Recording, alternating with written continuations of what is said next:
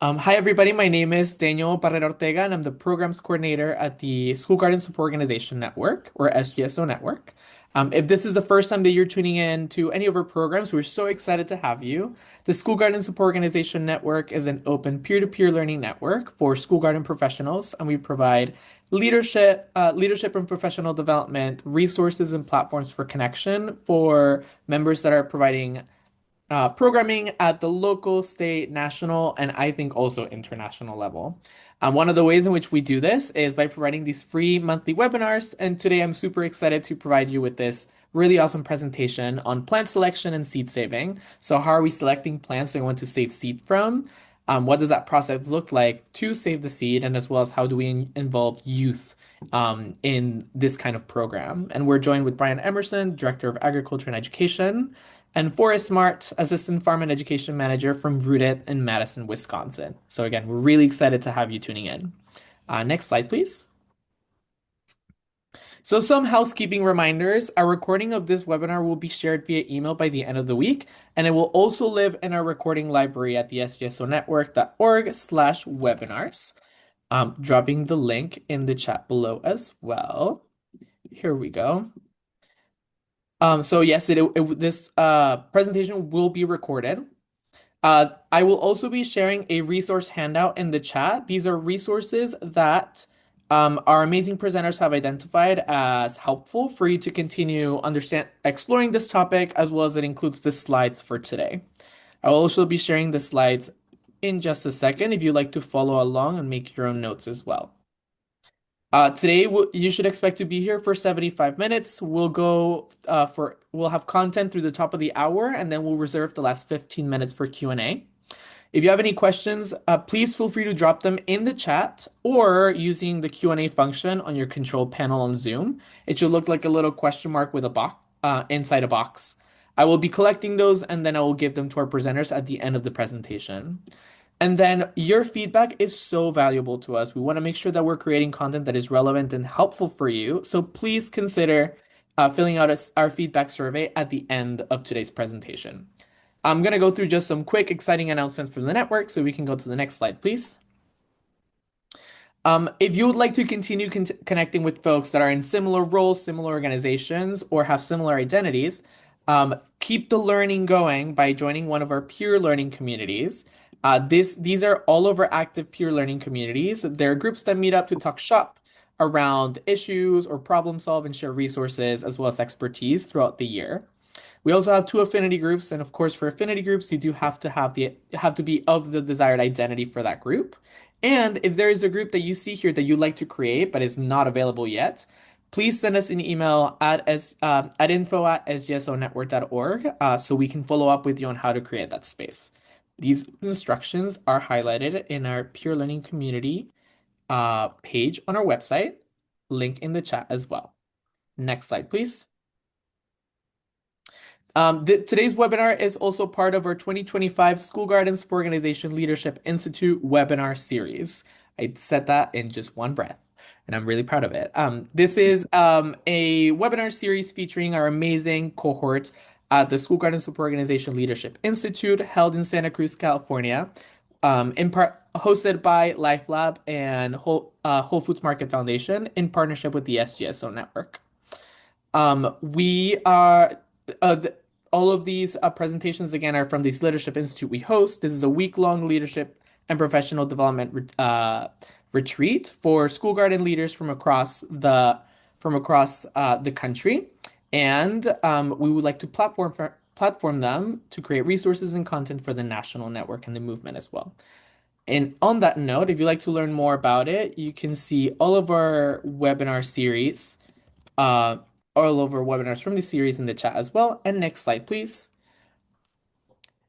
We have our last webinar for the series in April featuring principals. So please consider joining us for Principals Advancing School Gardens webinar on Thursday, April 30th. This is different from our usual time on Wednesdays. This one is on Thursday at 11 a.m. Pacific, 2 p.m. Eastern. This is all about how principals in their unique position in a school community can leverage can leverage school gardens for learning and institutionalize them into their community. So I'm really excited for this conversation with these three amazing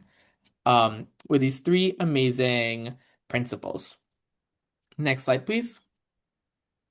And lastly, and I will hand it to our amazing presenters of today, the SGSO Network launched the National School Garden Map, which is really exciting. This is an effort in which we collaborated with National Farm to School Network, Kids Gardening, and Edible Schoolyard Project, as well as many regional partners to gather data and represent all of the different school garden programs as well as organizations that support them in a national map. This is an interactive tool that is housed in the GenThrive Environmental Education Mapping Initiative, which is a project of EcoRise. We're really excited about this tool. We want all of our network to know about it and engage with it. So please join us for an informational session. This will be on April 8th. This is a Wednesday, 2:30 p.m. Pacific, 5:30 p.m. Eastern. You'll get a tour of the tool, some background on the project, as well as a tour on how to use it. And we would love to collect your feedback as we continue to iterate and make it better so it's relevant for your use. I just said a whole bunch of things. So I hope to see you in a lot of our programs. But for now, I'm just going to hand it over to our amazing presenters of today. So, Brandon, Forrest, please take it away. Well, thank you, Daniel. Appreciate it. Appreciate you having us here. My name is Brian Emerson. I'm Director of Urban Ag Education on the north side of Madison in Wisconsin. Here today with Forrest Smart, my colleague, and we're going to talk a little bit about plant selection and seed saving in youth programs. So that's a mouthful, and this is a pretty broad subject, but we're going to try to keep it pretty narrow, talking a little bit more about processes that we use to integrate this in our programs. Yeah, thank you all for being here today, and we'll kind of explore a little bit of the technical side, but I'm going to keep that brief, and we're going to talk more about how it integrates into our programs. With that, I'll hand it over to Forrest. So yeah, good morning, everyone. Brian already introduced. My name is Forrest Smart. I've been working with Rooted for about 4 years now. My position is the Assistant Farm and Education Manager at Badger Rock Middle School, which is one of our three major sites that Rooted oversees. We're located on the south side of Madison, primarily working with 6th through 8th graders here, and we have a lot of cool stuff. I'll tell you a little bit more about our sites in the upcoming slides, but yeah, just want to give you a brief introduction before we move into the presentation. So first off, just wanted to go over what our learning objectives will be for this presentation. So first one, understand basic concepts and techniques for purposeful seed selection and saving. So kind of as Brian mentioned, we'll be going over just a lot of basic things, not necessarily deep diving into like the techniques or how to seed save, but we'll reiterate more on that later. Next one, how can these concepts be integrated into youth programming? We'll give you a lot of good information about how we were doing it at our different sites here, then how you can implement it as well. And then contemplate the importance of the stories behind seeds. So, there's a lot of history behind the seeds that we're growing and then the ones that we're trying to do within our project, as well as we're going to be talking a little bit about native seed exchange and dealing with some native seed varieties. And then our last one is to explore the idea of generational knowledge within indigenous seed saving. So kind of similar to the one I just mentioned right there. Just diving into a little connecting with different tribes in the areas, trying to learn more knowledge from them, as well as spreading some of those seeds to different places and seeing how well they grow. So with that, we actually do have a first poll question. I believe Daniel will have that one put into the chat, which was... Yes, I'm gonna open it up. And you should be able to see it now. So, do you currently save seeds as part of your youth programming? And if so, for how long? And maybe you do not save seeds yet, 1 through 3 years, 3 to 5 years, or for over 5 years. So you're basically a seed master. So I'm We'll gonna open that up. Yep. Yeah, and I'm gonna leave it open for just like another 10, 15 seconds, give folks a chance to reply. And then I'll share the results out. Awesome. And I'm gonna go ahead and close the poll. And there we go. You can see the results now. Awesome. Well, it looks like we have a lot of people that have not started saving seeds yet. So we got a lot of people that are just coming into this subject. Oh, looks like my slide just went out. There. Yeah, it looks like we have a lot that over half that just aren't saving seeds currently. So that's really cool. You all get to have a lot of information given to you today. Hopefully some helpful things to help you get into seed saving more. And we also have some with more couple years experience as well as some real master seed savers, it looks like as well. So it's good to know, see who we're working with and what kind of information we'll be giving out today. So we'll move on to our next slide. So yeah, we're just kind of giving you a brief introduction of kind of some of the sites we have here at Rooted. As I mentioned before, my site that I work at specifically is the Badger Rock Middle School on the south side of Madison. Really unique school. It's a small public charter school. They're project based. It's really only about 100 kids, so it's really nice. I really enjoy working here. I get to see every single student throughout the week, get to build connections with all of them. And then also within our school, we have a lot of green space there. I think probably a little over an acre's worth of space, but about half an acre that we actually get to garden in. We have 2 hoop houses. We have a heated greenhouse. We have a chicken coop, 8 chickens. We have community garden beds, both above ground and in ground. Yeah, a lot going on here. And we also have youth employees that we employ year round here. We have 5 that are on staff throughout the whole year, even the school year and everything. Those are all high school youth employees. And yeah, it's a really fun site. I'll talk a little bit more about that as we talk about how our project is and how it's furthering on into the future. But with that, I'll let Brian explain our other sites that we have too. Yeah, we got a couple more sites that we involve youth in the seed saving, seed selection process. Grow Academy is one of them. It's a different site. We're a contractor through the Department of Corrections of Wisconsin Juvenile Division. Basically, we provide programming out there 3 days a week concerning urban agriculture with focus on food, nutrition, cooking on a budget, but basically techniques to have success in growing things. And so that's just part of the programming that I help provide out there. It's a residential facility, male youth age 14 to 18, about a half-acre garden, a little hoop house. And usually we have about 6 students out there at the time. So, over a 6-month period with 6 students, you can, learn a lot being out there 3 days a week. So it's a real nice program to get kids involved in these type of projects that require a lot of time. So other site that I manage is the Madison School Farm. And that's an urban farm. It's about a 2-acre urban farm with probably 2/3 to an acre in production. It's a busy spot. We're there 2 days a week, but last season we had about 2,000 student visits. So it was busy. But at that site, we have 3 youth employees as well. And the reason we mention the youth employees, that's a big part of this seed saving project that we have going. And again, we'll get into that a little later. I think what I'm going to do is I'm going to start out with some of these basic terms and terminology that I want you to have as we move forward and explain the project. So we'll just start with some basic terms, considerations that you should have. So 2 different main type of crops, self-pollinating crops and cross-pollinating crops. So in general, the self-pollinating crops have what's called a complete flower that basically have both male and female parts to the same flower. So as they mature, they basically pollinate themselves with a little movement. There are some exceptions to this, as with anything, but I'm going to, try to keep it brief here. So yeah, tomatoes, peppers, beans, peas, okra, just lot less chance of things kind of randomly happening. And you can really work to improve a crop by saving seeds on these self-pollinating crops. That's in comparison to cross-pollinating crops such as corn, squash, cucumber, which require wind or insects to move the pollen between plants. So that's a little different. You can have all kinds of weird things happen. If you've ever heard of people saving seeds from like a zucchini plant, sometimes you get really weird things the next year because it can cross-pollinate with, some other squash. But have that concept in your head here. For our project, we're primarily dealing with self-pollinating crops.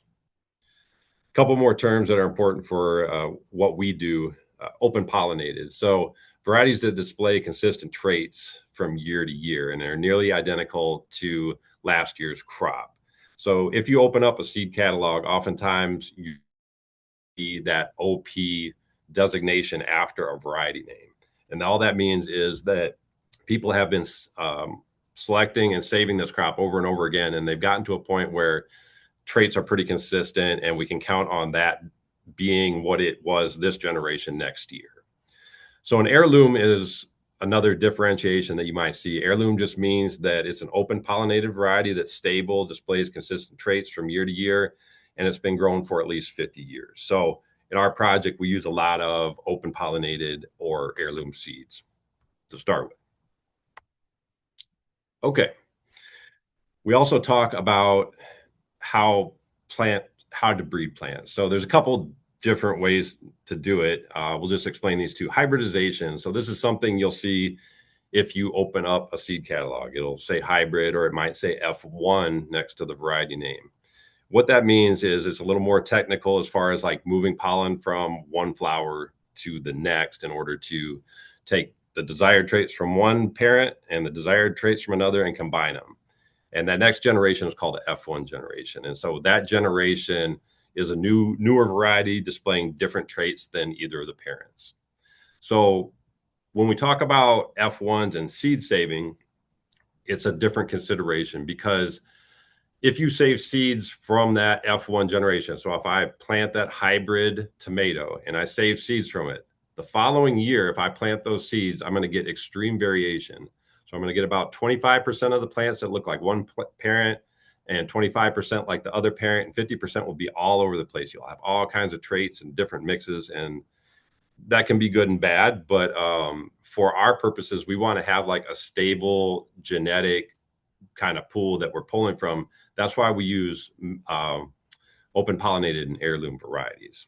So what we want to talk about involving youth with is the idea of mass selection. So mass selection is just the ancient, I guess you'd call it traditional way, is you go out in your field and you save seeds from the best plants. So growing a population of seeds from a single variety or heirloom plant and saving seeds with a desired quality. So maybe at my location, it's very important for me to have smaller fruit. So I'd go out in that field of all my peppers and select all, the best looking or the most productive, whatever trait you feel is important, and doing that over and over and over again until you get something that you want for that desired trait. One more that I'm going to bring up here, this is called dehybridization. So you can certainly save seeds. If you grow an F1 or a hybrid variety, you can save seeds. And like I said, you're going to get all kinds of crazy stuff. So the picture on the left it's a big crate of tomatoes. That all came from the same seeds from one plant. So that's the type of variety you get if you go out and plant hybrid seeds that you save.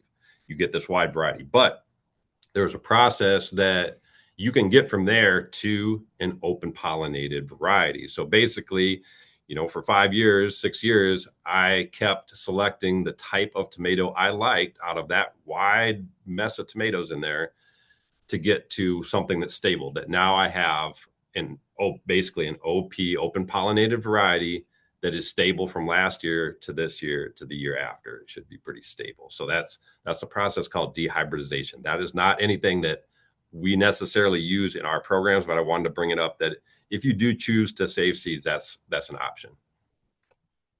Okay, so why? I have a lot to say about this, but saving seeds is critical. And obviously we wouldn't have, these vegetable varieties around if people hadn't been doing this for thousands and thousands of years. Many, many different people, many stories behind all this, but it took a lot of different people to create all the different varieties we have. And when we're talking about introducing this into youth programming, it's crucial. It's crucial, if not for one thing, building climate resilience into our food system. And that's why I say we are growing with a purpose. It's okay. It's okay. And it's a good thing to save seeds whenever you can, but why not involve a purpose behind it and put some kind of intention into this educational process, which means like, how are we going to improve it? So we're actively engaging youth in determining and enhancing these local adaptations to food crops, which, if you're trying to convince a kid to learn something, putting some purpose behind it, I think, is crucial. In addition, the reason that we have been incorporating this into our programs is it makes students practice critical observation, and it makes them do this collaboratively. So they have to go out, they have to look at the plant. They might see something that we don't see, but the idea of going out every day or every time they're with us and looking at that same row of plants to see what's doing best, it just helps. It just helps. That critical observation as a skill set of a human is important. But yeah, overall, involving youth in the physical collection, storage, and sharing of seeds. So this is deep. This goes a long way back, and I think anyone who has had the chance to grow something and share it with someone, whoever that is, their neighbor, their family, their loved one, to someone random, it's an important process of sharing.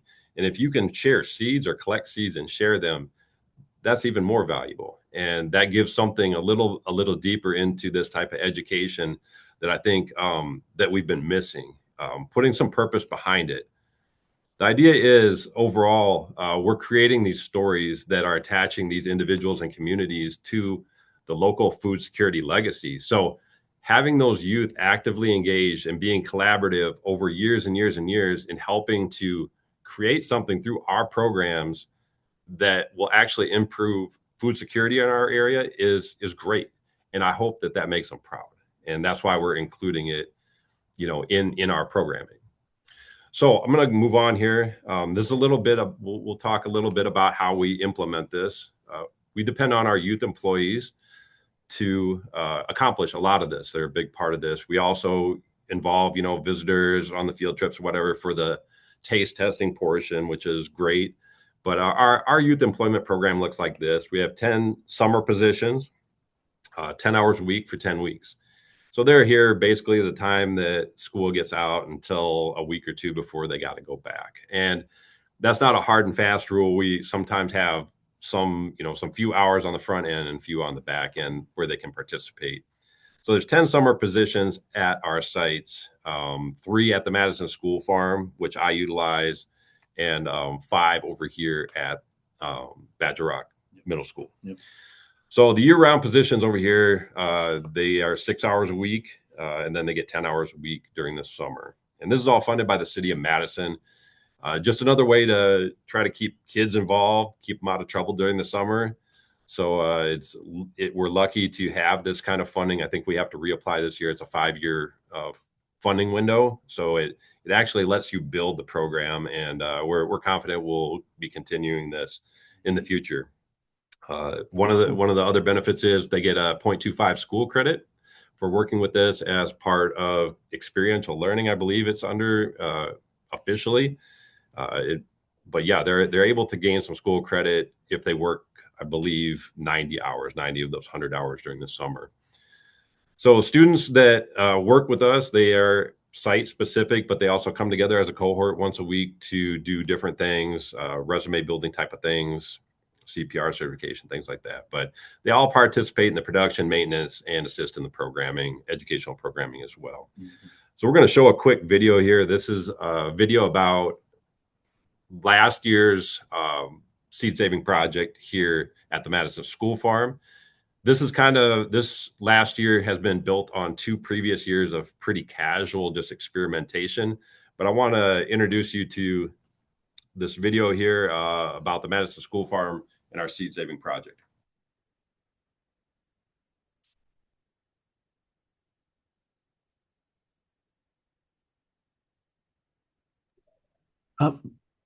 Brian, we can hear the video. You might have to share your sound. Okay.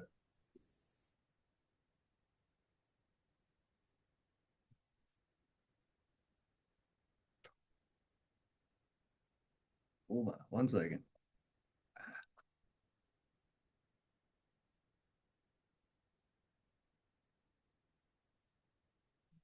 Where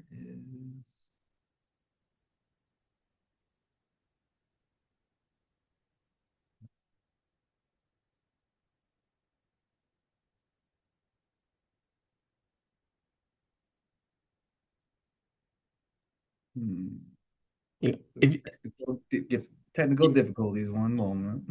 No worries. If you click on the new share um, on the new share button, and on the right side, you should be able to see There it is. the option to share sound. This is gonna go on the blooper reel, don't worry.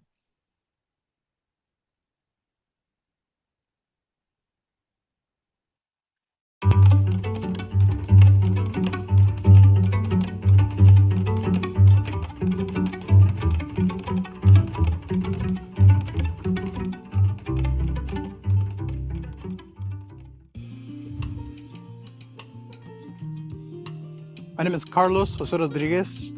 My role is a youth employee. This site is where I mainly work at, and that site is called Madison School Farm. My name is Jacobo. My role at Rooted is a youth employee, and the location I work at is the Madison School Farm.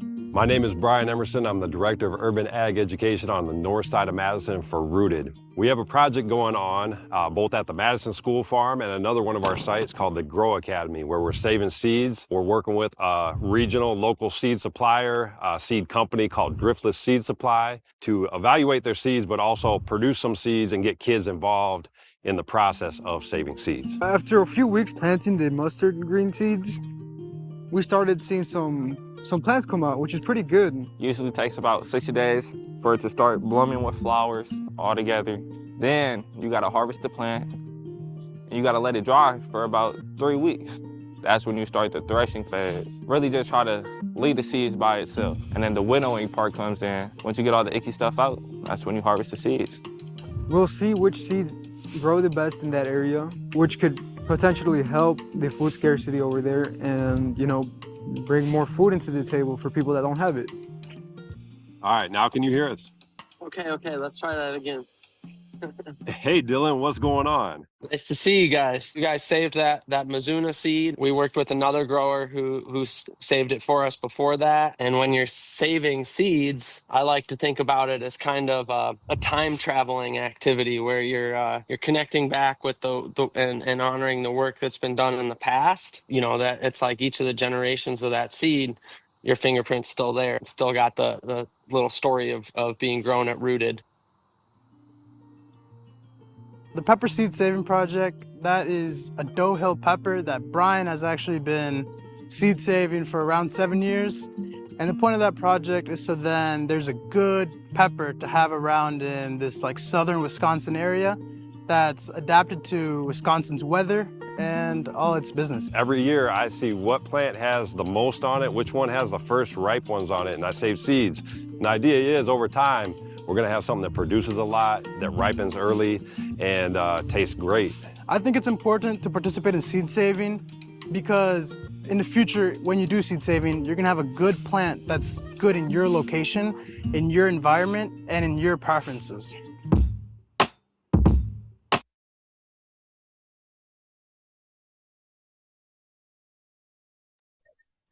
You're on mute. You're on mute, Brian.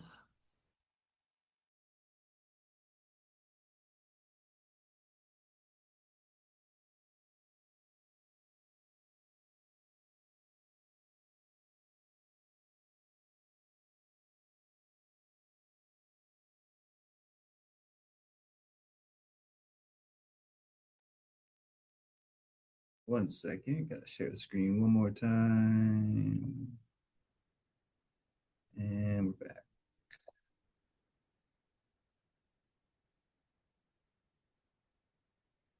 Okay, so we'll get through this real quick.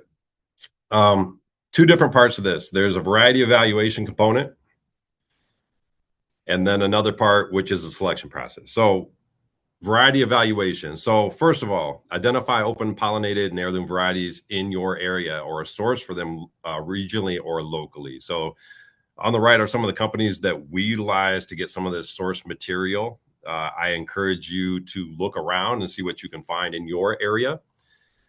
We included quite a few resources or references to different seed companies in the resource page that you can check out. They're really nice companies. Another idea is go out and start making those contacts with your local farmers. Find out which ones they use or ask them about it. Besides making that contact with the farmer and being integrated into that community, you'll start to discover some of the things that have brought them success.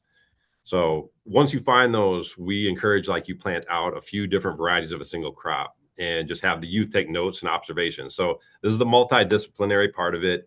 There's a whole bunch of things that you can take data on, and that's really up to you and how complex you want to get. You can get as scientific as you want. So last year we had 3 different types of mustards from driftless seeds that we tasked our youth employees to look at every week or every time they were there. Look at them, try to determine why this is growing better than the other one. The idea is at the end of the season, those youth can come together and say, oh, well, we really like this one for this reason. This is why we choose this one to bring back next year. So the idea is put that in their hands, that they are critically observing, trying to figure out which is the best. And this evaluation process can occur continually until you determine something that really works for you in a place or in your area. And that's kind of like when you would move on to the mass selection process. And I'm just going to go through this because I know that we have a lot to talk about yet, but just think about that. If you utilize any of these sources of locally adapted seeds for educational programming, if you could throw something in the chat as we move forward here, I'm just curious if you are using them, and then also name some of them. But in the name of time, I'm going to keep going on this, but if you can go ahead and put some of those in the chat, I'd appreciate it.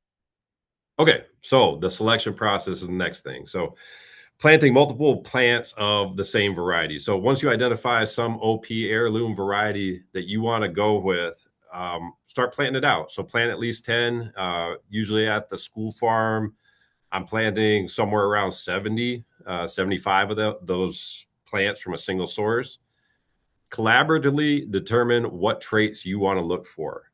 So talk to your youth and ask what makes a durable, healthy, productive plant. What do you want to see in a plant? What do you think is going to help that plant be successful in this area? That could be anything: drought tolerance, production, easy to pick, disease resistance, whatever.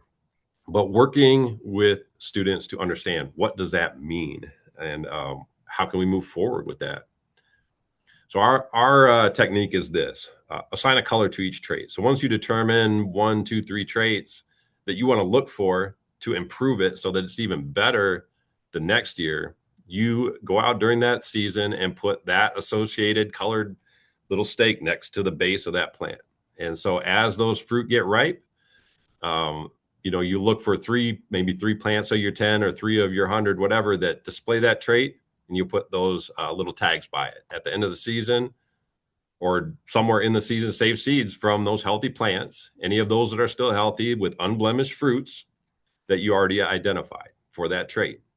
Dry them, combine them together for those selected plants of that trait, dry them, label them with a seed packet that has the name, date, the date stored, seasonal information. So was it a wet year? Was it a dry year? Anything that was of note, the site location, and noted traits. And again, store in an airtight container once it's cool, in a cool, dry place, dark, that's not prone to temperature fluctuations. That's the best advice for that, usually around 40 degrees if you can make that happen. But you want to avoid humidity and avoid temperature swings. So as part of this, I'm going to bring in another guest of mine right now. This is Dylan Bruce. He's the co-founder of Driftless Seeds, who we have been partnering with. He's going to take maybe 5-7 minutes to talk a little bit about what this looks like, our collaboration with him, and kind of how we're going to move forward. All right, Dylan. Awesome. Thank you, guys. It's a great opportunity to be here. This is a partnership that we really value. I love seeing the shout outs to some of my favorite seed companies and seed growers in the chat that's happening. I can't respond, otherwise I would be doing smiley faces responses to all of them. But yeah, we started our seed company after growing for larger national seed companies for quite a few years, because we really wanted to focus on that regional adaptation and supporting local seed production knowledge in our region in the Midwest. So our focus is really on getting seed racks out to garden stores and grocery stores, sort of in the Great Lakes and really broadly the upper Midwest. So we have seed racks from North Dakota to Indiana. in Southern Illinois. So we're really trying to, we started that because a lot of seed companies are based elsewhere. There's a few others in the Midwest, but not too many. And one of our missions is supporting new seed producers and seed production knowledge. And I got involved in seed saving when I was just a little kid, saving flower seeds and bean seeds with my grandma in the garden. And we really value this partnership with Rooted and other school gardens. One, because I think in this day and age, the more time that kids are spending outside and in the garden, the better. Um, Not just touching grass, so to speak, but getting your hands in the dirt is a really magical experience. Growing something can be super rewarding. You really get to see it come to fruition. And I think that's all the more so when you're saving seeds because you get to see the whole life cycle, seed to seed. And there's really opportunity to engage sort of all different age ranges with these kind of activities. You can be teaching, showing really concrete examples of advanced genetic, type of topics, or getting younger seeds, younger kids out there to enjoy snacking on something right out of the garden, right? And so there's really there's all sorts of potential there at all ages, I think. Um, and especially if you're working with kids year over year, they can really see the changes and get to know the plants and know the varieties and start to think more deeply about the natural world that's around them. So, we're looking forward to continuing this partnership with Rooted. We started off, like Brian mentioned, with just these handful of varieties and sort of a smaller project. But what we'd really love to do is help tell the story of the programming that's happening um, at Rooted through the varieties that we carry and start distributing some of the seed that's grown on the Madison school farm or other locations that Rooted's working at the Grow Academy and others, and then be able to use that as a fundraising mechanism to send the profit from those varieties back to the organization, as well as the payments for the seed. So we produce a lot of our seed at our two home farms, but we also contract with a bunch of other regional seed growers. And so Rooted is a seed grower for us. It's a two-way partnership for sure. So yeah, I've seen a lot of good seed companies dropped in the chat here. I came up with a list with my business partner of some of our favorite peer seed companies in different parts of the country that we know are already doing some educational work and seed swap work, and we think are really likely to support. So keep an eye out for that on the resource page. Anyone in the Midwest, I definitely invite to reach out to us. We really value this. We do donations to community gardens and school gardens each year from return seed from seed racks. So if you just need a little bit of seed for your garden, or if you want to learn a little bit more about seed saving and how you can integrate that into curriculums and educational stuff for students, we're really happy to help. So yeah, hope to hear some questions when we get to the Q&A. All right. Thanks, Dylan. I appreciate you joining us. Again, it's an important perspective here of making these collaborations, but also the idea of having some money coming in on the backside, it doesn't hurt anything. So we appreciate Dylan, appreciate working with him, and support his mission to really create some regionally adapted varieties that will help us. And we do that for many reasons, but really it gets back to that food security. You can get seeds from anywhere. Sometimes they're just not well adapted. They don't do well, or they might not do well under our soil conditions, weather conditions, whatever it is. So yeah, thanks, Dylan. On that note, I'm going to pass it over to Forrest to talk a little bit about how we're continuing this project this year.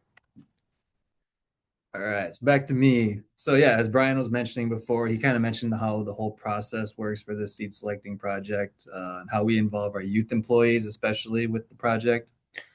So on my end, since I work at the Badger Rock Middle School, and we actually have a garden class built into our curriculum that meets Tuesday through Friday. It's one class a day. And as I mentioned, with our small school, we get to have every single student come through each week, once a week, to do gardening activities as well as cooking.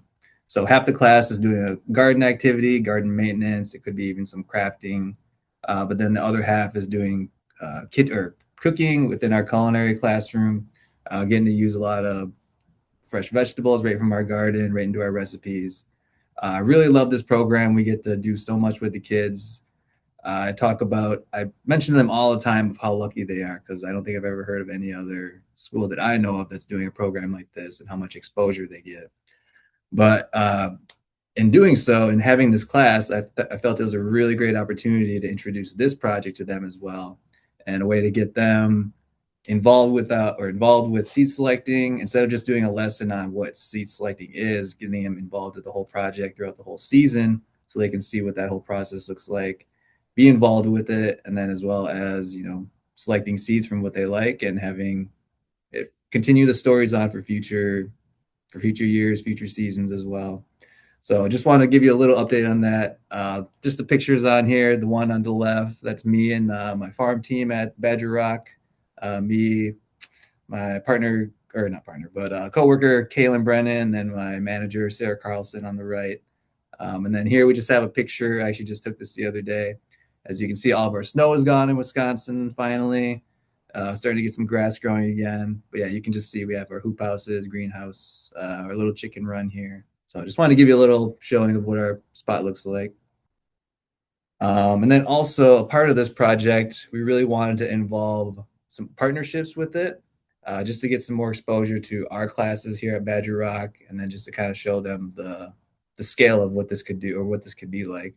So actually, we found some really cool people we met at the Leadership Institute, the SGSO Leadership Institute in Santa Cruz last year. One school in Albuquerque, New Mexico, Polk Middle School. They have the Jardín de los Sueños, or the Garden of Dreams. They have a really amazing, awesome teacher there. Shout out Travis McKenzie or Travis. He runs social studies classes or history classes, I believe, as well as manages their school farm that they have, and so many cool other opportunities that he's getting the students involved with.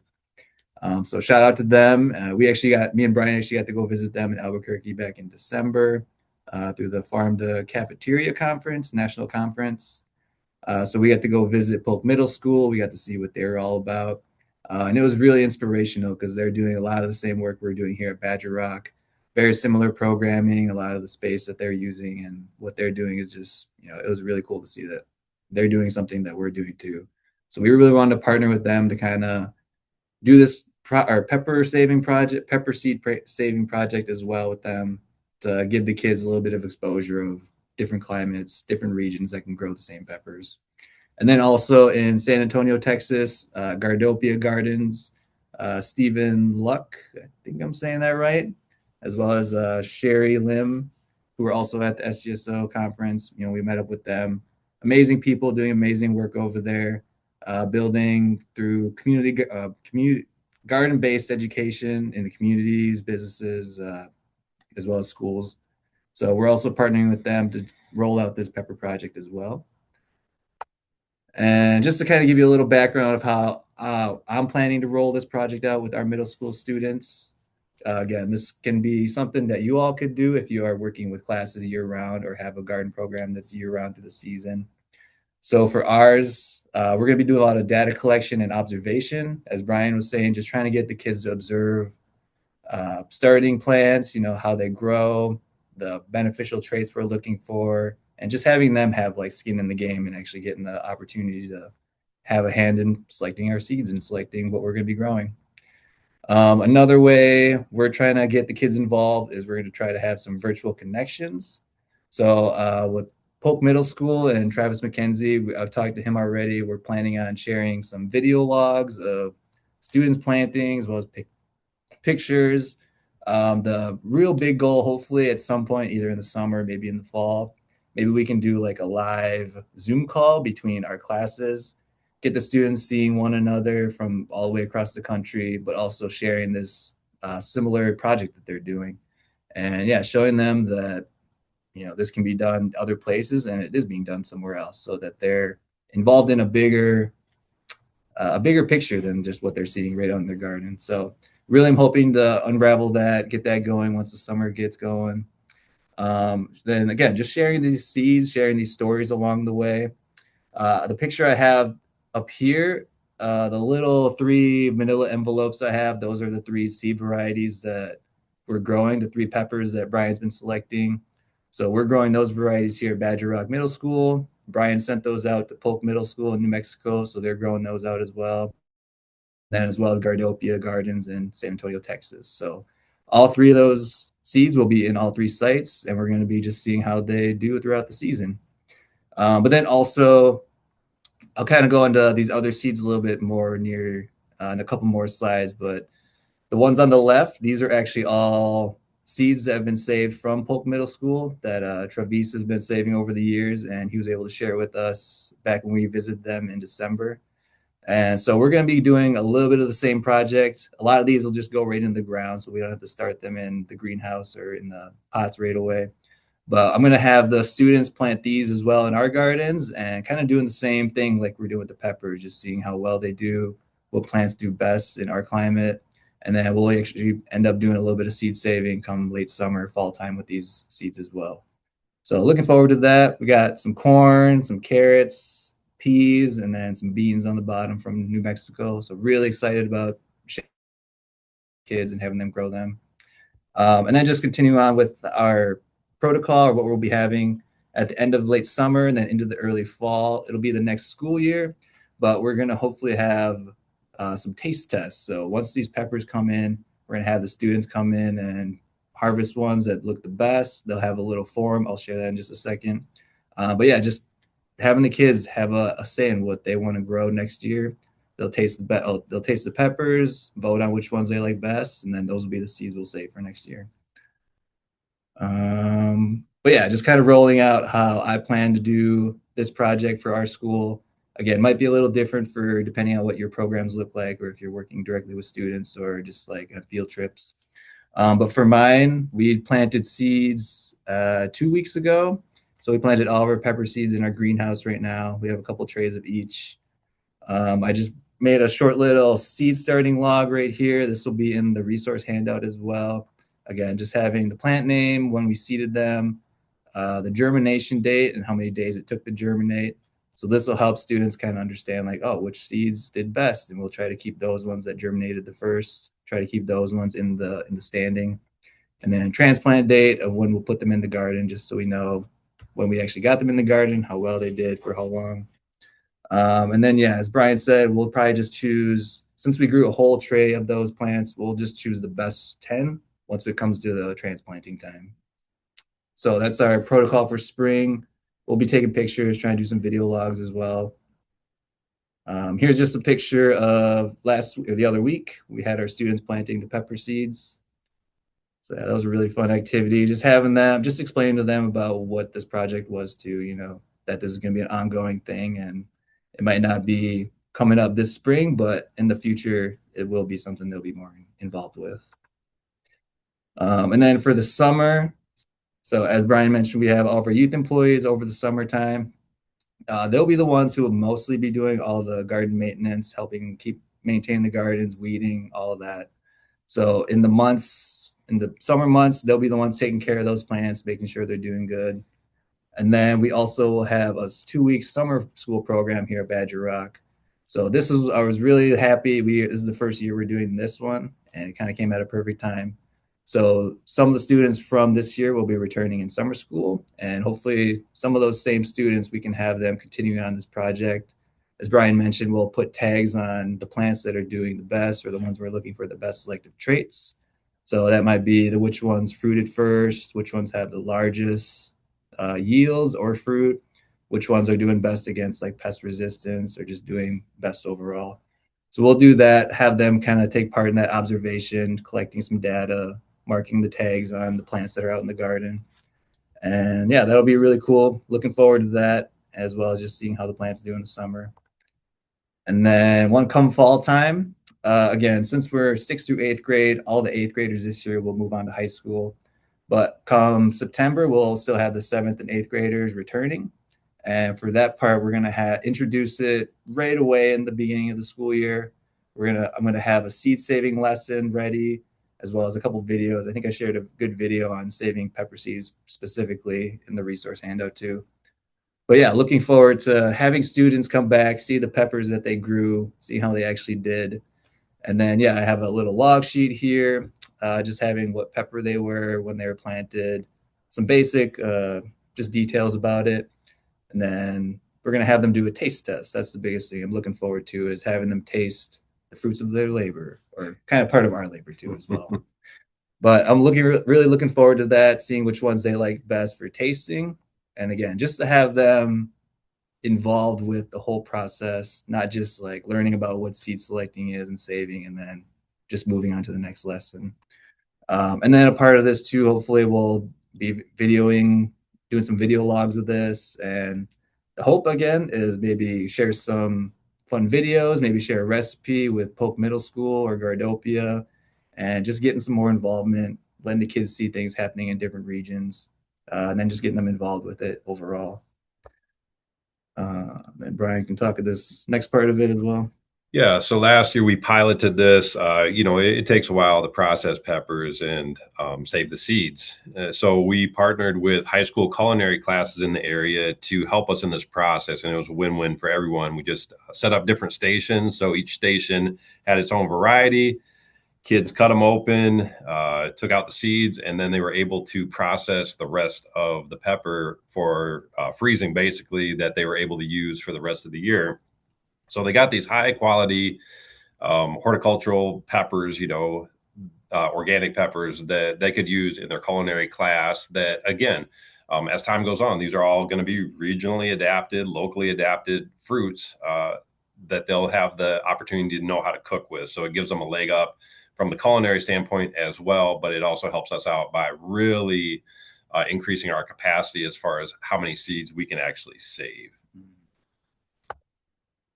Gotcha. And then something I wanted to include within this presentation too, really close to my heart too.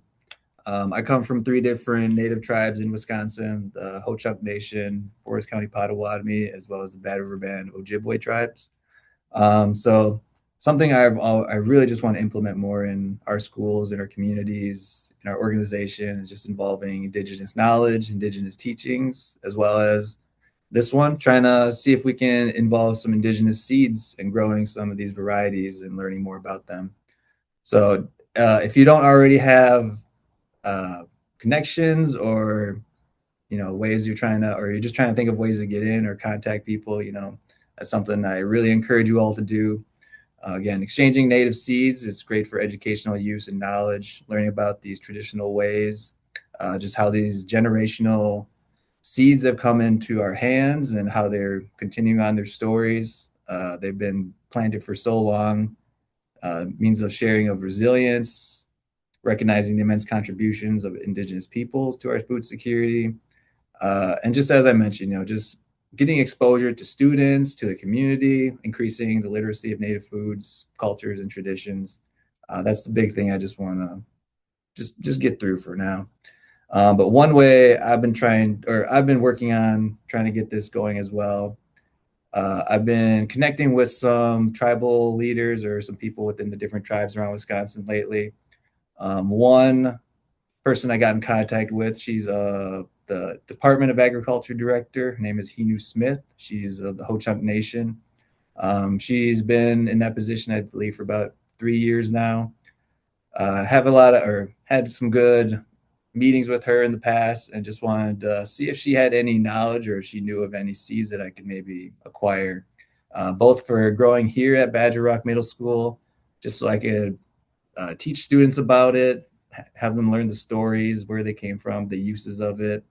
But I also wanted to share this seed too. As I mentioned, we got some seeds from New Mexico, from Polk Middle School. And I really wanted to return the favor and bring some locally grown seeds back to them as well. So with this, I was able to get some Ho-Chunk blue speckled corn.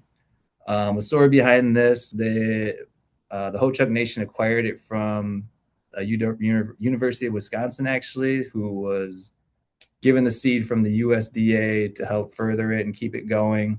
And eventually when they bred it and they gave it back to the Ho-Chunk Nation, now they're able to grow numerous acres of corn now. They're giving it back to the communities, sharing the seed with all the community members as well. And so I talked with Hinu, and I just really wanted to see if I could share some of this seed, share the stories and just the teachings of it. And yeah, I'm really looking forward to sending this out and seeing how it does in New Mexico, as well as Gardopia and San Antonio. What else was there with this? I think that was about it. But I just wanted to ask a little quick question about, building connections with tribal nations. So just post it in the chat real quick. We're trying to wrap it up too. I know we're getting right at time. But question, are you or your programs currently collaborating with local indigenous tribes in your region? And if so, what tribes and in what capacity? So we'll let that go for just a second.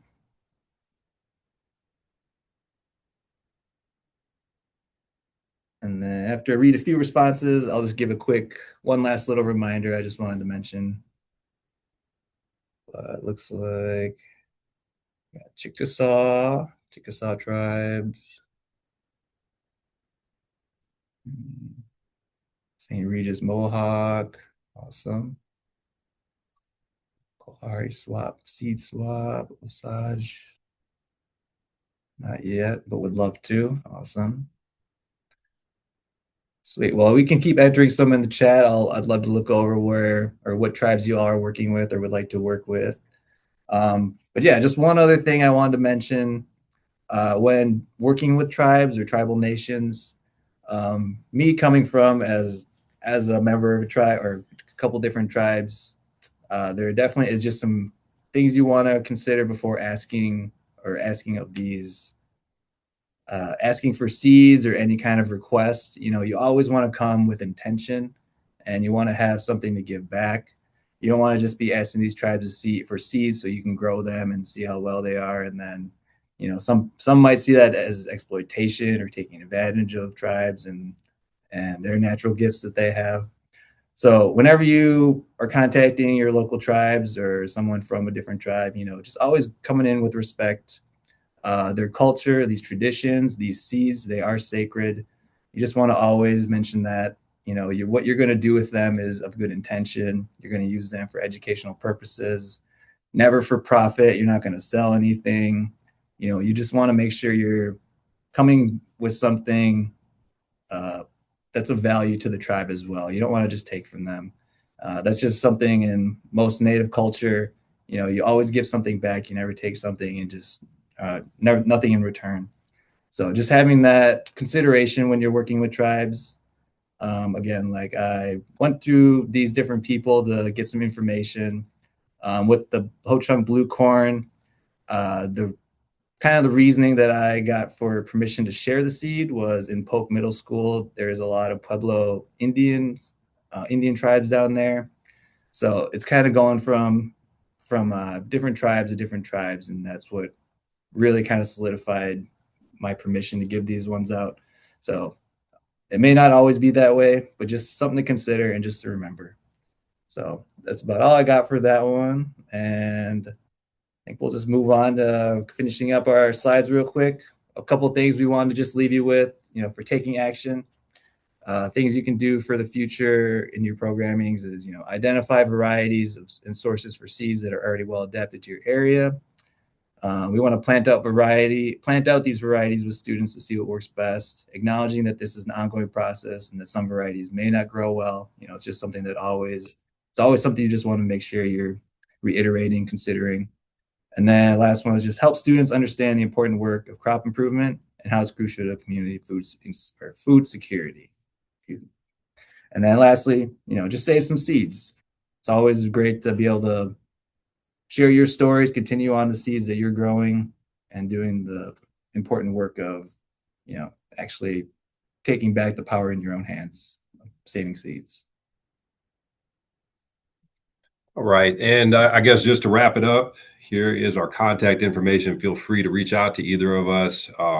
Maybe you want to get involved with this. We'll see what our capacity is this spring yet to get some seeds out to you. But for sure, next year, our intention is to broaden this a little bit and just see if we can't get a lot of these students, a lot of these youth working together on the same project, hopefully the same seeds, maybe just get some exposure to folks. But like I said earlier, this is important work. It's important work, and I've found that if you can convince the kids and you frame it right, all of a sudden it's a lot more serious. And giving them that responsibility, giving them that opportunity to participate in something like this is vital. Is vital. We all search for purpose in what we do. Why not do this with the kids and have them contribute in this way? So I encourage you again, plant with purpose, frame this to them in the right way, and make sure they understand that this is crucial work that they get involved in, and see what kind of success we can have together with this. So at that, I will leave it up to questions. Awesome. Thank you. Before we start the Q&A, please everybody give a round of webinar applause to our amazing presenters for this really amazing, rich presentation. So inspiring to see the work that you guys are doing in stewarding, especially heirloom varieties that have stories as well.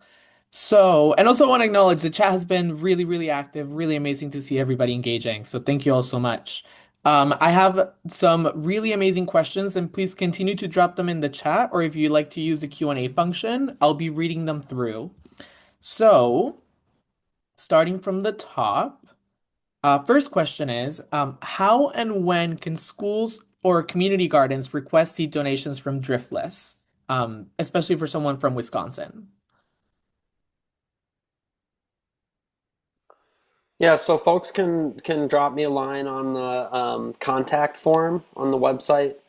That'll go right to my inbox, and usually takes us a week or two to actually get the donations out. And if you want to work together on a specific project, like specific plants, we can look at that.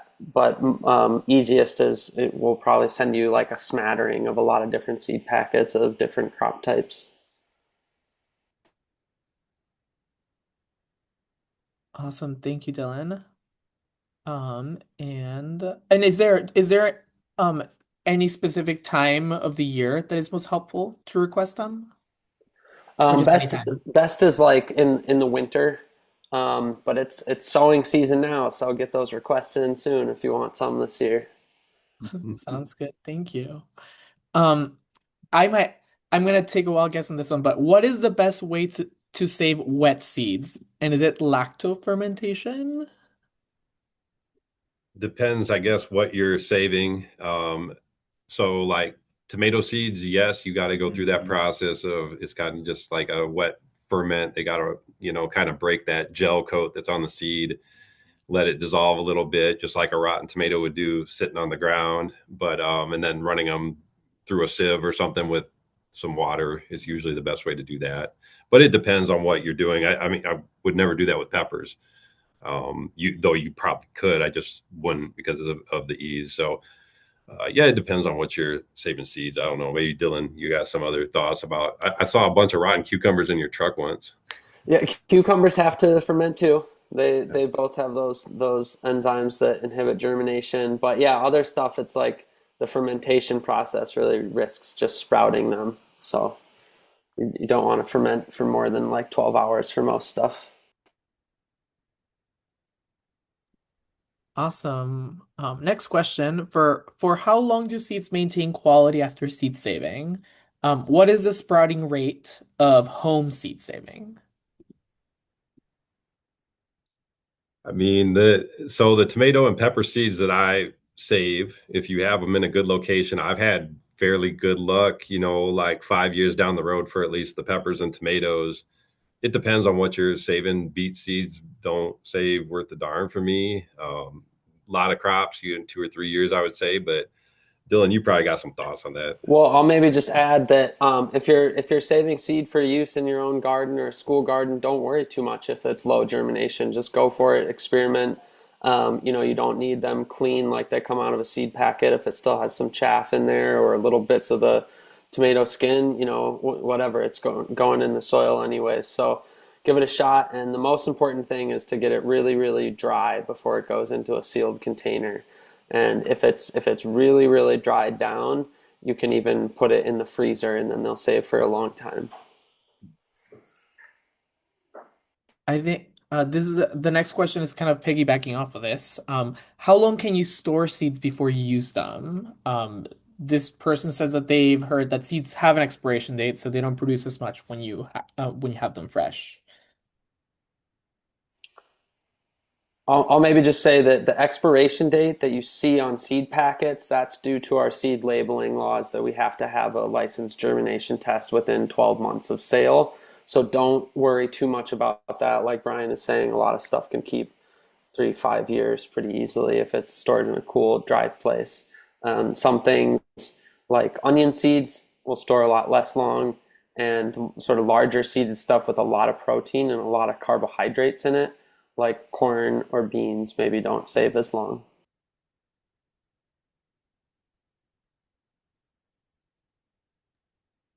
Awesome. Thank you. Next question is, for pepper seeds that you started with students, are you starting those on heated mats in or a germination chamber, or is it a greenhouse that's heated?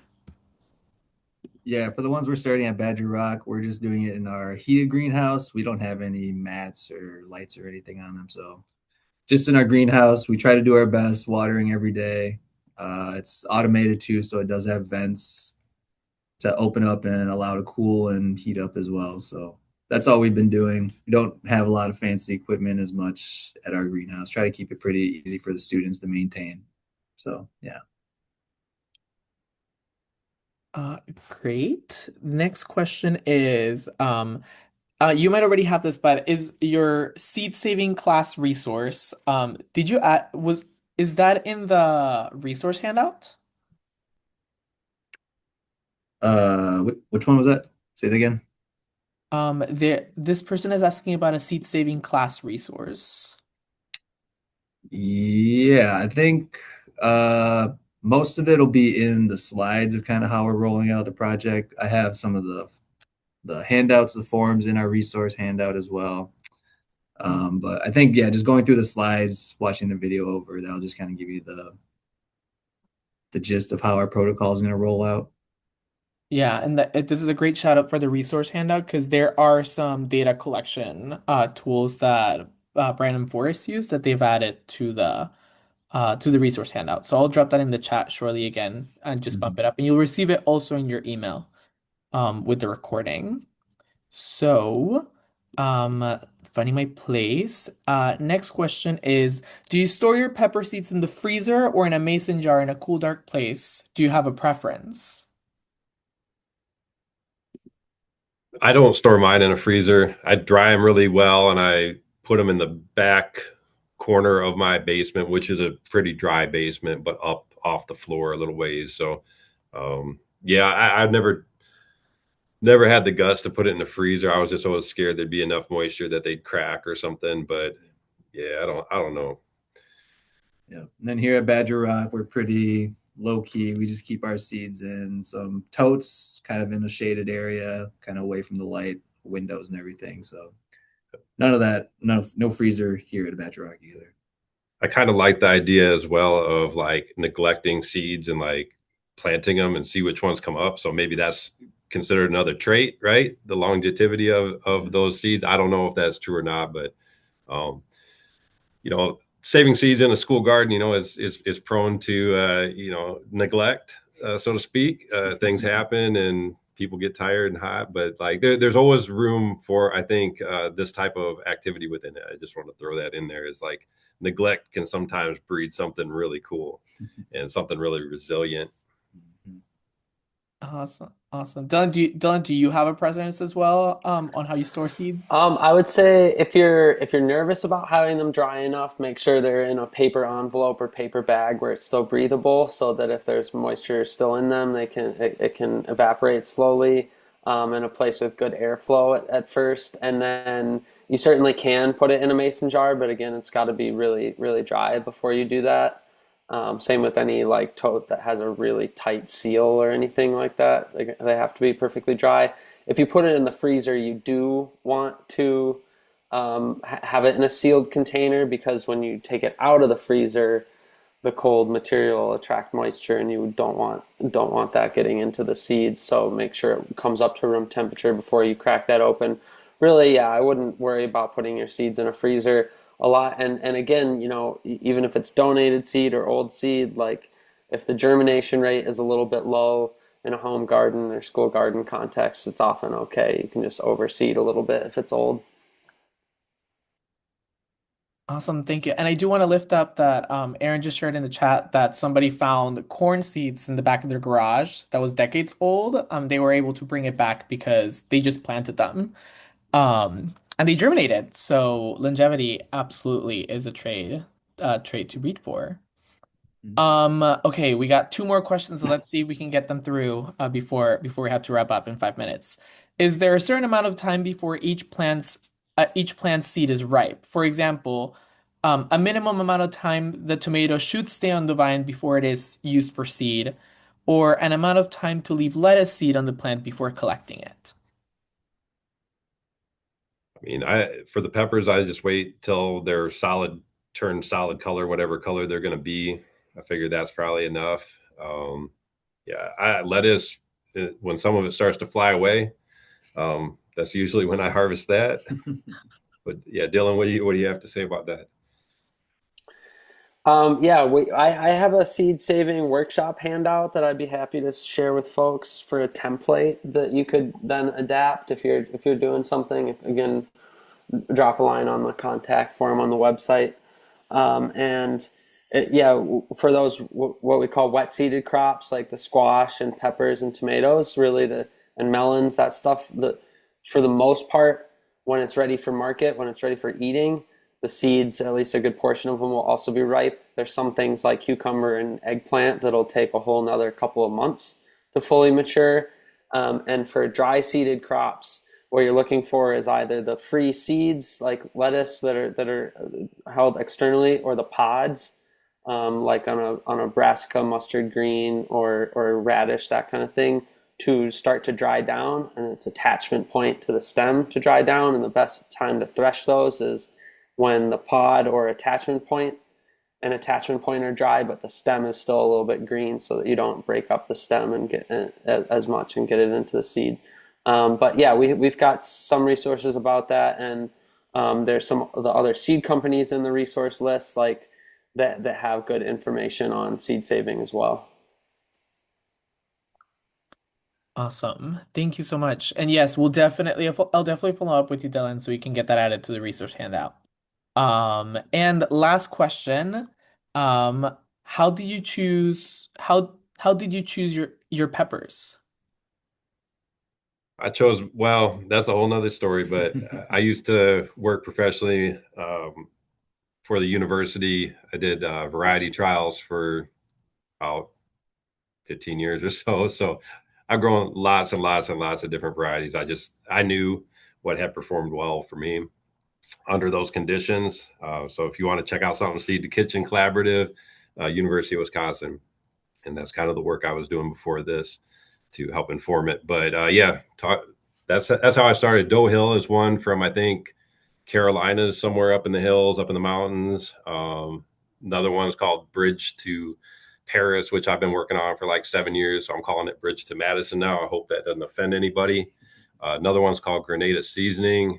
Grenada Seasoning is from the island nation. And again, been selected on that for like 7 years now, and just trying to get something that works in our climate, which has pretty short growing season and all kinds of extremes as far as wet and dry. So yeah, I would go talk to your farmer. That's the best advice I could say, is go talk to a farmer nearby and start making those conversations happen. And I would add, what pepper do you like to eat, and what pepper do the kids like to eat? Yep. My favorite thing is seeing now school gardeners just like nerd out about the varieties that they like. So that's awesome. Well, that's all the time we have for today, everybody. So once again, please join me in giving a wonderful round of applause to our amazing presenters today. Again, so much good information that I know we'll keep coming back to. So just a couple wrap-up announcements. So if we can go to the next slide. Please, we would love to know your feedback for this webinar. This is helpful again as we continue to create content for you moving forward, as well as for our presenters to know what was amazing, what was helpful for this presentation. So definitely please consider filling out the feedback survey. Next slide, please. You can also continue the conversation if there's any lingering questions, not just with our amazing presenters, but we have a whole movement of people, 1,085 strong, in the School Garden Support Organization forum.